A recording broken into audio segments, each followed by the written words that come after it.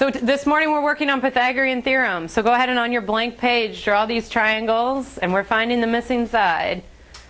Talk about it with your group if you're not sure. Hey, am I supposed to add here or subtract?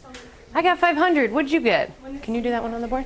I love to have the kids help one another. I think that them teaching their neighbors is one of the most valuable tools teachers have. You've got tons of students, and some of them know how to explain it to their peer in a way that can make it click. And so I give them lots of opportunities to turn and talk to their neighbor, to talk through their reasoning, because sometimes if they just try to work the problem out in their head, they're not realizing it doesn't make sense. When they start talking through it and explaining the steps, then their neighbor can step in and say, but wait, why did you do this instead of that? Or don't you need to do this? And it becomes a real collaborative effort. That's how I want my class to be, them working together to solve these problems and talking to their neighbors and sharing their ideas. And I invite kids to share their ideas, even if they're wrong, because knowing, just having some kind of idea of what to do is important. And so I celebrate the fact that they're even putting themselves out there, taking those risks and trying to explain their reasoning. All right, wait, Jamarcus, go up there and tell us what you did. I don't know. You guys are going to tell me if it's right. Part of me building that confidence in them is as mathematicians, and constantly asking them questions, making them explain their work, gives them the confidence to go up there and explain it in front of their peers. And so they know, they're used to using the math vocabulary to explain themselves. They're used to showing all their work. They're used to me asking them questions and their peers asking them questions and answering them. And so I've really spent a lot of time this school year building that confidence so that they can go up to the board and share what they do. And again, they're proud to do that too. They like to write up there. They like, they fight for that on the warm-up. I don't get a chance to even touch the warm-ups. They're always fighting, I want to do it on the board. I want to do it on the board. And they love being the experts. And that again puts them, in the driver's seat. That's awesome to me. That's one less problem I explain. They're explaining it in a way that their friends are more likely to understand because it's coming from their peer. I'm big on releasing the responsibility to the kids. I want them to be in charge in my class. Of course, I, oversee everything and step in when I need to, but I want them to be in the driver's seat, and they love that. Every time I raise my expectations for them, they come right up with me. So, I think that that's important, whether you're having them explain to their neighbor or explain to the class, just to have that confidence in themselves. Perfect. Questions for him? Any more? Good job, Marcus. Yeah, can you erase it for me? All right, go ahead and pull your puzzle board up onto your desk. We're going to put together a Pythagorean theorem puzzle. Yeah, it's going to look like this when you're done. Okay. Because when he said on the board, it kind of confusing. What were you confused about? Like, I don't know how to add or subtract, but then she told me to do the opposite. You would always do the opposite. Okay, what do you mean by that? Do the opposite? Like, when you got it, like right here, you should do the opposite. That's what I was... Okay, that's when we're solving equations, yeah. But here, we have A and B, and we're missing C, so let's put C here. C squared. Here, now is this one the same? You guys are doing different ones. What's different about this one?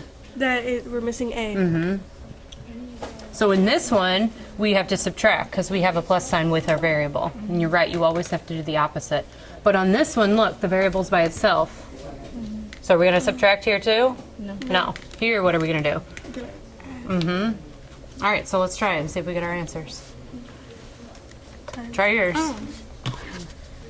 You got the strategy? You know what to do? Anybody see 25? Good match.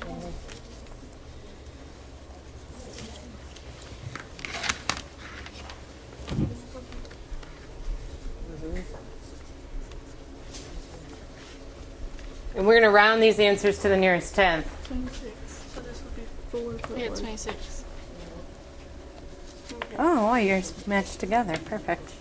Good. Did you find yours? No.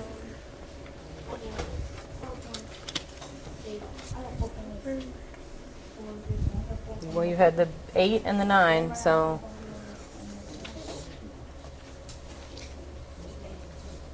Oh. I think, yeah, because she took it and matched it. Good. All right, keep going.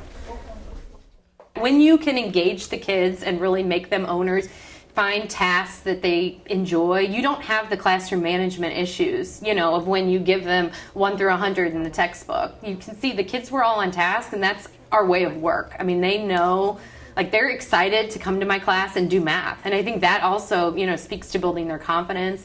And just, for teachers, if they can find tasks that the kids really want to do, want to be involved in, making posters, doing puzzles, make it fun, make it interactive. All right, how's it going here? Good. I know how to do it now. Good. What are you going to do? Which one are you doing? I'm doing that one. Mm-hmm. 20.3 square root times 2 plus 32 square root. Good. How do you know you're adding? Because Throughout the school year, we've definitely practiced accountable talk. I think that teachers sometimes are reluctant to let the kids sit in groups because they think that they'll just get off task. They want to talk to their neighbors. They want to talk to their friends. And I remind them frequently, my expectations for them when they're in groups. And we've practiced throughout the year. I've modeled for them, how to ask each other questions, how to start sentences with their peers. So by this point in the year, they know. But as you're building, that for your classroom, you just have to keep modeling it and keep reinforcing those expectations. This is not here, just look at my paper and copy down, what I did. No, explain to them what you did. Ask them a question if you don't understand. All right. I chunk my lesson into, and sometimes I'll cover 2 concepts in one day, sometimes I'll chunk it into like 3 activities, but I think it's really important not to just have a long, launch and then a long work period, which is kind of the routine a lot of, people kind of fall into, but to break it up, to do a launch and then let them do something right away, and then to bring it back together and then to launch something else and then let them do it. And it doesn't, like the hour and a half doesn't feel like the droning hour and a half that they're used to. They're usually like, oh my gosh, we're already done for the day? Oh, that wasn't that bad. And then I have them flip through all the pages they did that day. And then, wait, we did all this work today? Yeah. They're working hard the whole time, but they don't notice it because it's disguised as something fun that they want to do. Yes. Yeah, looks good so far. Yeah. Yay! Good job. The celebration in my class, I'm always celebrating what they do. And they're middle schoolers, but they love stickers. They love high fives. They love when you just clap for them and say good job. And I've realized, it doesn't have to be a piece of candy or something material. Just saying, I'm so proud of you. You're doing such a good job, really goes a long way with these kids and helps to build a relationship with them. They know that I value their work, so they want to do it for me. They want me to give them a high five. It sounds silly, but it makes such a big difference. They're parallel? What's parallel mean? They sound smart. Well, isn't it like when the lines are just like straight? Yeah. Right. Yeah, So are those 2 not going to touch? They are touching. So Right. They're not parallel. Right, they're not parallel. That's a good use of a big word, though. They're the same. Yeah, what's a word that means that in math? I don't know.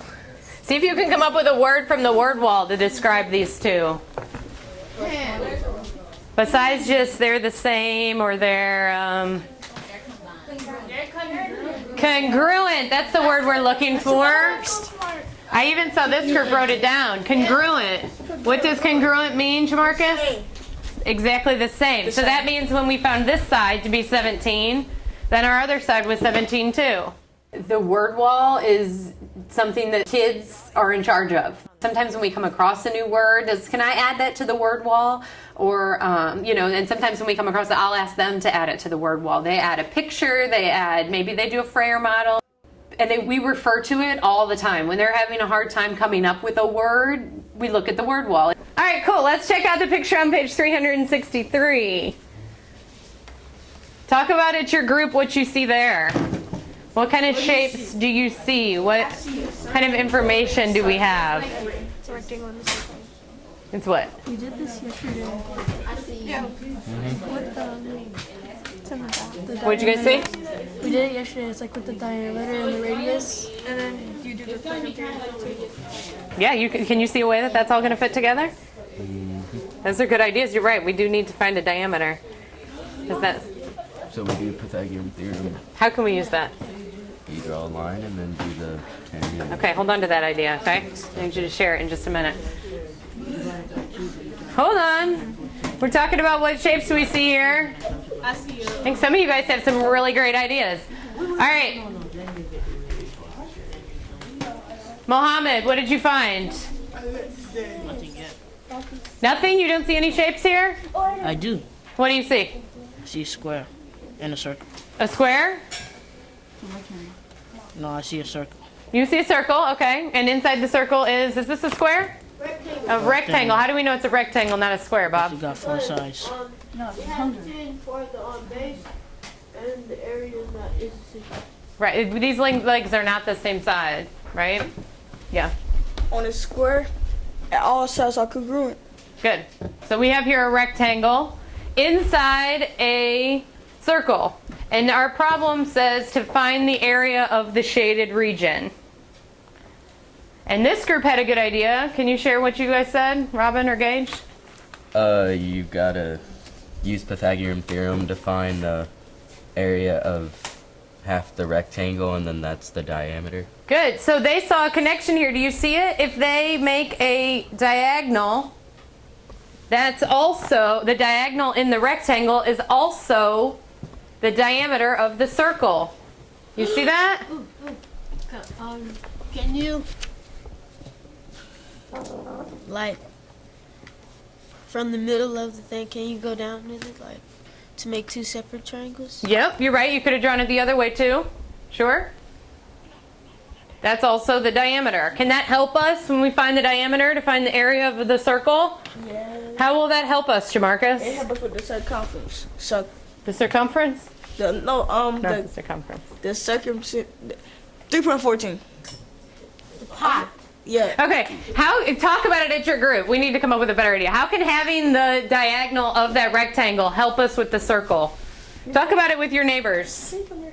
I'm not asking you to find it yet. I just want to know, how will that help us find some information about the circle? It would be the radius. Think about what will be the radius. The diagonal? The circle. You can think about what we did yesterday about how the diameter and the diagonal were tied together. So I think that if you get that answer, Uh-huh. it would be the radius. This will be the radius? Yeah. Okay. Find the diameter. Okay. What do you guys think? We're thinking of 3.14, and this help us in like you should like times it what we get from the triangle, times it by the 3.14, and you should get I guess a third or a half. Okay. Now, say it again, what you think was going to happen when we get that the diagonal of the rectangle. It would be the diameter for the circle. Perfect. So how will that help us find its area? You have to slice it in half and then use that, times it by itself, and then times it by 3.14. Nice. Slice it in half. I like that. All right. Robin's going to share what he figured out about the diameter. I'm sorry, the diagonal of that rectangle. Go ahead. Once you get the area for that triangle, you have to slice it in half and use that for the diameter. The area of the Yeah. triangle? What are we looking for? The C. The C. Good. After we get the C, we're going to cut that in half, and that's going to give us our radius. Yeah. Because we noticed that this is going to be the diameter of the circle, but remember that our formula is for the radius. A equals 3.14 times the radius times the radius. Good. So let's find C first. So we have 10 and 6. We're going to use our good old Pythagorean theorem. 10 squared plus 6 squared equals C squared. Remember that we're going to add here because we're looking for C.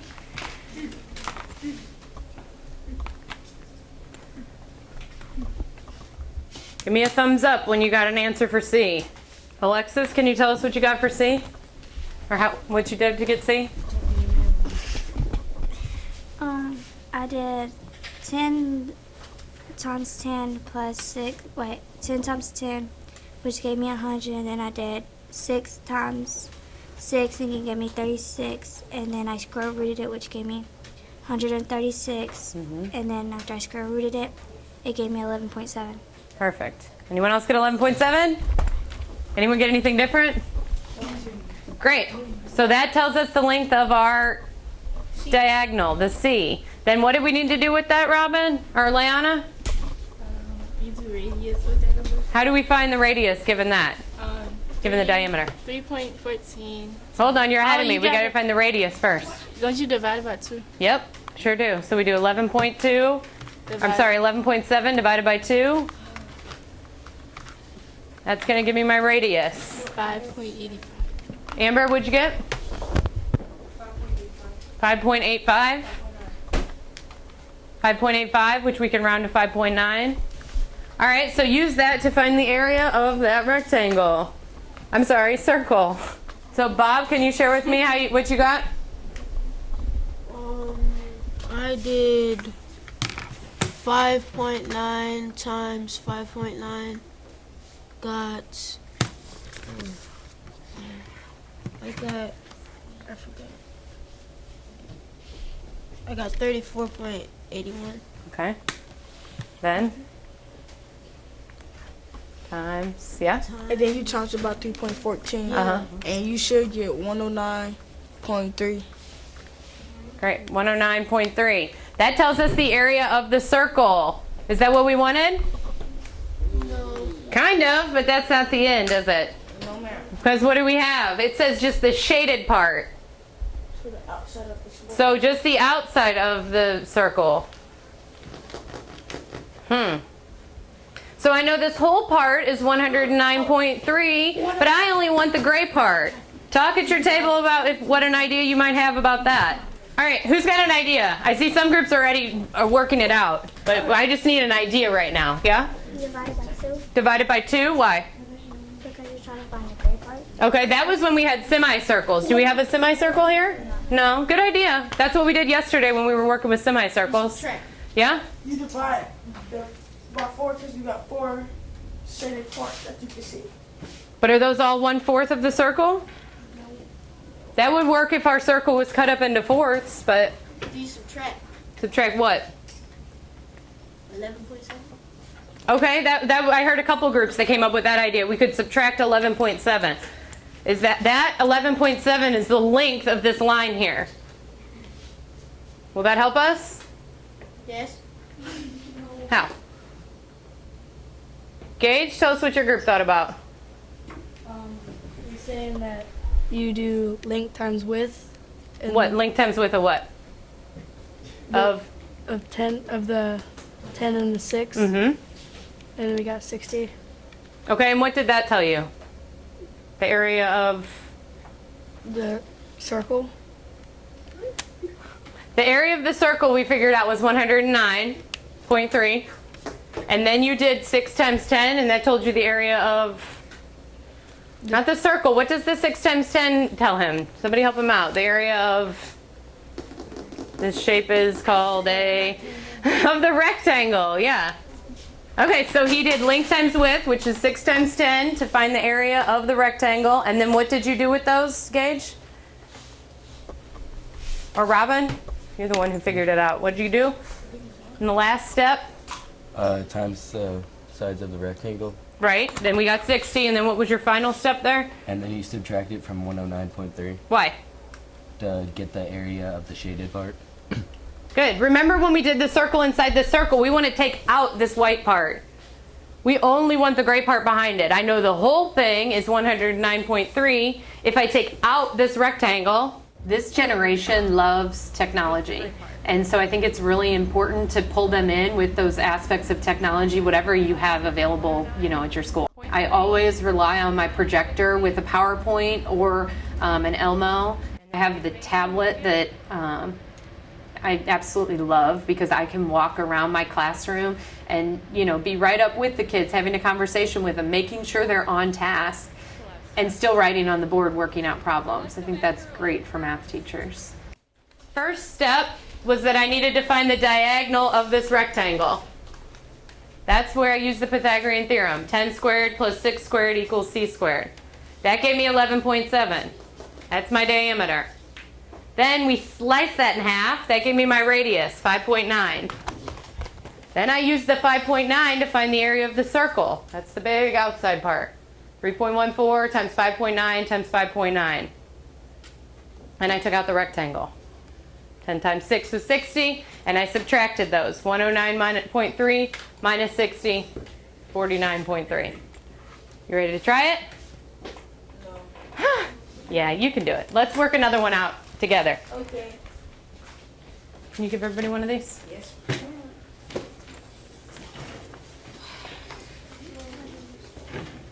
This time I gave you an answer bank because I know that sometimes you get confused about whether you got the right answer or not. So you can see here there's 1, 2, 3, 4, 5, 6 possible answer choices and 3 problems you're going to do.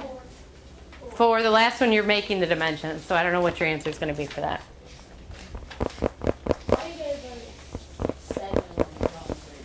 Because I don't want you to just be able to say, oh, that's the last one, it must be that. But if you did it right, your answer will be up there. Let's work the first one out together. What's the first step that I need to do? Find C. Yeah. Find C. All right, good. Do that step. Find C. All right, so over the past 2 classes, we've talked about different ways we can use the Pythagorean theorem. Not just in a right triangle, but we've worked with shapes like this and like this. So who can help me remember how I can use the Pythagorean theorem to find the area of a shape like this? Oh, I know how to do that one. Leanna? I'm thinking that one is diameter. This one what? That one's diameter, right? Good. Diameter of A square. I The- know the word.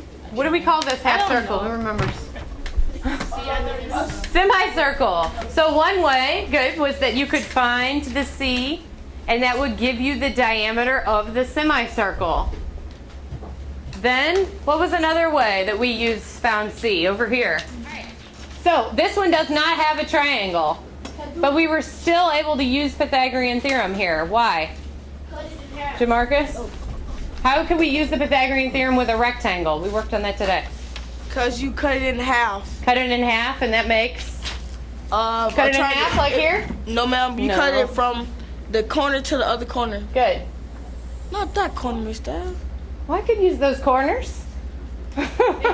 When I cut it corner to corner, that gives me what? Because the 4 is A right triangle. A right triangle. Good. the 4 is still on the bottom. Right. These would still be the same. So we can use the Pythagorean theorem when we have rectangles. We can use it when we have circles, half circles. Can you think of any other shapes where you could find information besides a right triangle? Yeah? A hexagon, okay. Bob? Is there any way to do that type of problem but like not have an A or B and like have a C instead? Yeah, we could do that. That's a good idea. If I was to tell you the diameter of the circle, and we didn't have maybe the 4, then you tell me. Could you get all the information you needed? Say I told you this was 12, and I didn't give you this. Would it find like it will probably find like the radius, and then we have to multiply that by 2. Yeah, exactly. So if I gave you the diameter of a circle, perfect. Then you could use that to find the radius and to find the information on the triangle. Yeah, So most likely you just do all the work backwards. You just start from the bottom and go up. exactly. Okay. Talk at your group about about another shape that's not a right triangle where you could see the Pythagorean theorem. Talk about it at your group. Here you go. Draw me one. All right, check these out. Do you see the right triangle in all these different shapes? In these groups, they drew a star, and look, they cut the corner into 2 right triangles, actually. And here, look, they've got the right triangle in the middle with 2 semicircles hanging out on the legs. Yeah, I wanted them to work with their group and come up with a different kind of shape where they saw a right triangle, and then just to be able to instantly share those with their peers. So I do that a lot with work, and sometimes I'll put work up there and say, you know, okay, this student needs help, where do they go next? Or did this person work it out? Just being able to display that work up on the board is very powerful for them to be able to see what their other peers are doing, because they're sitting, you know, in their group. They see what the other people around them are doing, but they don't know what's going on across the room. Sometimes groups have got it and they see somebody's answer and they're like, no, that's not how you do it at all. And sometimes, you know, the kid who doesn't have a clue sees the kid who worked it out right, and they can learn a lot from just being able to see that work. So I think that's very powerful, just to be able to display student work nice and big, right, for everybody to see. To have a right angle, but look at all these different ways that we can use the Pythagorean theorem. So when you're working, make sure you're looking beyond just triangles.